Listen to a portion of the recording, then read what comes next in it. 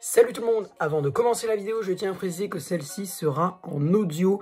En effet, moi je suis aveugle, donc c'est compliqué de me filmer. Là j'ai réussi, mais je vais pas rester dans cette position 20 ans. Donc du coup, je vous retrouve pour la vidéo en audio. J'espère que le contenu, lui, restera le même pour vous. Goodbye.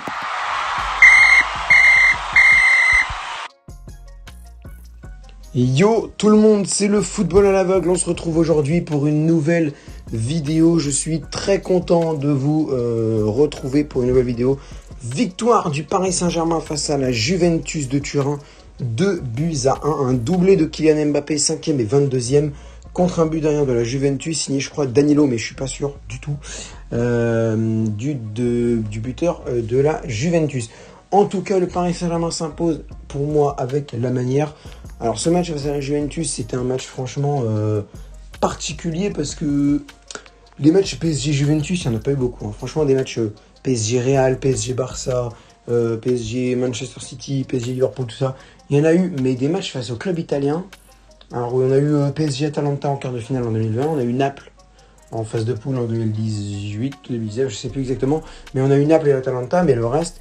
les Roma, les Lazio, AC Milan, Inter Milan et Juventus, on les avait pas eu. Donc là, c'est cool de retrouver la Juventus. Surtout qu'on a eu plusieurs fois la chance de les affronter en huitième de finale ou en quart de finale quand on y était. Sauf que finalement, c'était jamais eux. Et là, c'est en phase de poule qu'on les a eu finalement. Mais franchement, je trouve que le Paris Saint-Germain a bien joué cette rencontre face à la Juventus. Un Mbappé, encore une fois, stratosphérique. Une première mi-temps exceptionnelle. Une deuxième mi-temps un petit peu plus calme, bon voilà, je pense que c'était la fatigue et puis bon, fallait maîtriser. On s'est pris un but évitable selon moi, je trouve que on a eu quand même une passivité défensive regrettable et c'est pas la première fois que je le vois. Face à Toulouse aussi, je l'ai vu, même si on a gagné 3-0, on se faisait souvent déborder et là face à la Juve, c'était pareil. Alors Toulouse c'est bien, mais face à la Juventus, c'est la Ligue des Champions quand même, donc attention, il faudra régler ça parce que... franchement assez passif défensivement.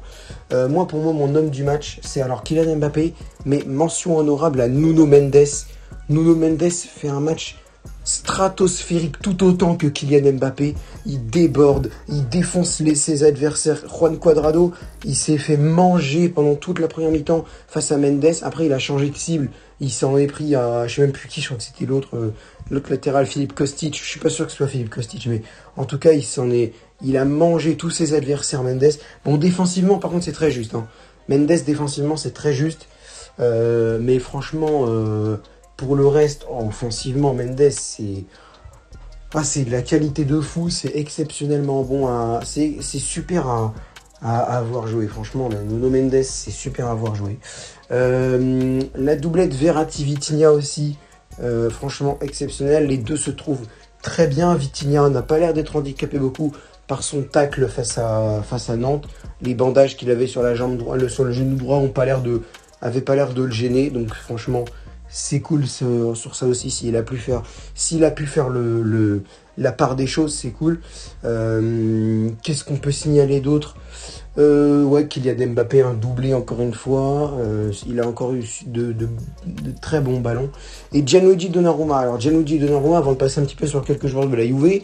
Alors Donnarumma, c'était un peu mitigé, mais vraiment vers le bien. Parce que Donnarumma, les 2-3 parades qu'il nous fait, très très très spectaculaires les parades. Parce que c'était des occasions méga dangereuses. Le problème, c'est qu'on a un peu de mal à se dégager derrière. Et c'est un petit peu le cafouillage.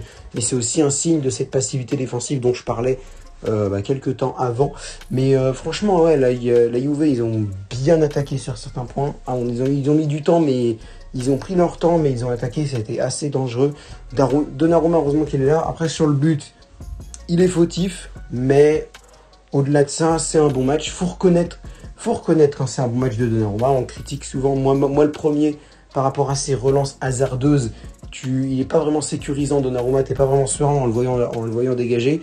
Là, ça n'a pas posé de problème et en plus de ça, il te fait de très bonnes parades décisives parce que pour moi, sans les parades de Donnarumma, il y a 2-2, voire 3-2 pour la Juve. Mais après, c'est pas parce que il a fait de bonnes parades et qu'il aurait pu avoir 3-2 pour la Juve que Paris a fait un mauvais match. Paris, défensivement, a été très juste, mais dans le reste, dans le rythme, dans l'intensité, surtout en première période, c'était génial. Franchement, c'était génial. Après, on a été habitué à voir des matchs comme celui-là pour que derrière, on fasse n'importe quoi. Donc voilà, mais normalement, généralement, quand on voit ce genre de match-là en début de saison, c'est que la saison va pas être trop mal derrière. C'est que ça va. Franchement, on va être bien derrière. Du côté de la Juventus, beaucoup d'agressivité. Fabio Miretti, je pense, heureusement qu'il est sorti à la mi-temps parce que lui se serait pris un rouge. Son action sur Neymar, là, voilà. Il y a plusieurs mains non sifflées, un peu litigieuses en seconde mi-temps, mais rien de grave, ça arrive de faire une erreur ou même c'est peut-être nous qui nous, enfin peut-être les supporters parisiens qui ont vu une main qui n'avait pas, il n'y avait pas de main finalement, il n'y avait pas de main. Alors on en a eu quand même 2-3, donc je pense qu'il y en a une qui, il y en a quand même une dans l'eau qui peut être discutable, mais voilà, c'est possible de s'être trompé. Leandro Paredes, bon, dans l'attitude, encore une fois, je suis bien content de l'avoir vendu, hein, parce que c'est toujours nonchalant, toujours un peu irrespectueux, un petit peu au contact, agressivité et tout. Donc Paredes, je suis quand même content de l'avoir refourgué quelque part. Il manque plus que Mauro Icardi, hein, très grand. C'est marrant, on avait 4 Argentins au début, on avait Messi, Di Maria, Paredes, Icardi. Il y a 50% qui sont partis à la Juventus. Icardi en plus était convoité par la Juve à un moment, donc on a failli avoir nos 3 Argentins sur 4 qui seraient partis à la Juventus. Mais on vous donne Icardi, si vraiment les supporters de la Juve, on vous donne Icardi, il n'y a pas de problème. Bon, après le mercato italien est fermé, mais celui d'Argentine et de MLS ne l'est pas encore. Donc j'ai bon espoir qu'ils partent aux États-Unis ou en Argentine. Je pense que c'est à peu près tout ce que j'avais à dire. Moïse Kean, bonne rentrée en vrai. Et puis aussi les entrées aussi du côté des Parisiens de plusieurs recrues. Nordi Mukiele que j'ai trouvé pas mal. Renato Sanchez pas mal non plus, bien qu'il soit pas mal critiqué. Vitinha, bon ça va. Carlos Soler, pas mal non plus. J'ai bien aimé les directives qu'il donnait un petit peu aux joueurs pour mieux se placer et tout. J'ai bien aimé ça, ce genre de joueurs-là qui donnent des instructions, qui font un petit peu coach de terrain, quoi. T'as le coach hors terrain qui donne ses consignes, mais t'as aussi ces envoyés spéciaux sur le terrain qui sont en mode des relayeurs un peu, quoi, des relayeurs de consignes. Et je pense que tant que ça n'interfère pas avec le coach, tant que les gars comme Soler ou Ramos donnent pas des consignes différentes de ce que veut le coach, moi je trouve que c'est une très très très bonne chose. Un petit peu de directive directement sur le terrain.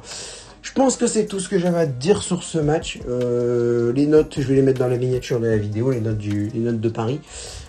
Sur ce, merci de m'avoir écouté. Je vous donne rendez-vous bientôt pour de nouveaux lives. N'hésitez pas à liker, commenter, partager et à vous abonner en activant la cloche des notifs.